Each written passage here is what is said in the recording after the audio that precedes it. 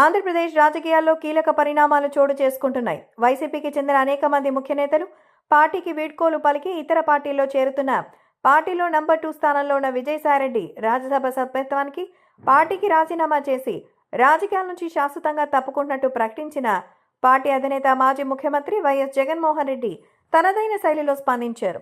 పార్టీని బలోపేతం చేసే క్రమంలో భాగంగా పార్టీ కార్యకర్తలకు అండగా ఉంటానని పార్టీ నేతలు కార్యకర్తల సమావేశాలను నిర్వహిస్తూ భరోసా ఇస్తున్నారు. మరోవైపు గతంలో దివంగత ముఖ్యమంత్రి వైఎస్ఆర్కు సన్నిహితంగా ఉన్న సీనియర్ నేతలని పార్టీలో చేర్చుకునేందుకు చర్యలు చేపట్టారు. ఈ క్రమంలో పలువురు సీనియర్ నేతల్ని జగన్ పార్టీలోకి ఆహ్వానిస్తున్నారు.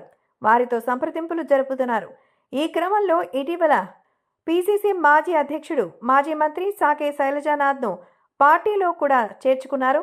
ఇదే పార్టీలో మాజీ ఎంపీ ఉండవల్లి అరుణ్ కుమార్ కూడా వైసీపీ తీర్థం పుచ్చుకోవడానికి సిద్ధంగా ఉన్నారని, చేరిక ముహూర్తం కూడా ఖరారైనట్టుగా సమాచారం. జగన్మోహన్ రెడ్డి ఆహ్వానం మేరకు ఆయన ఈ నెల 26న వైసీపీలో చేరబోతున్నట్టుగా జోరుగా ప్రచారం జరుగుతోంది.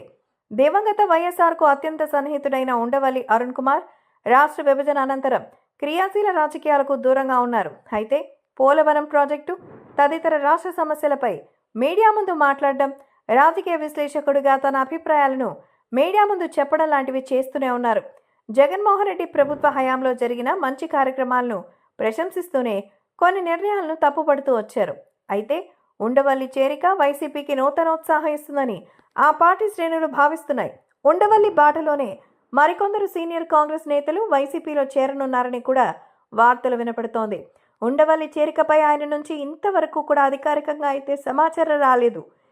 జరుగుతున్న ప్రచారాన్ని ఆయన ఖండించకపోవడంతో ఉండవల్లి చేరిక దాదాపు ఖాయమని భావిస్తున్నారు. గతంలో జగన్మోహన్ రెడ్డితో ఉండవల్లి అరుణ్ కుమార్ దిగిన ఒక ఫోటో సోషల్ మీడియాలో వైరల్ అవుతోంది.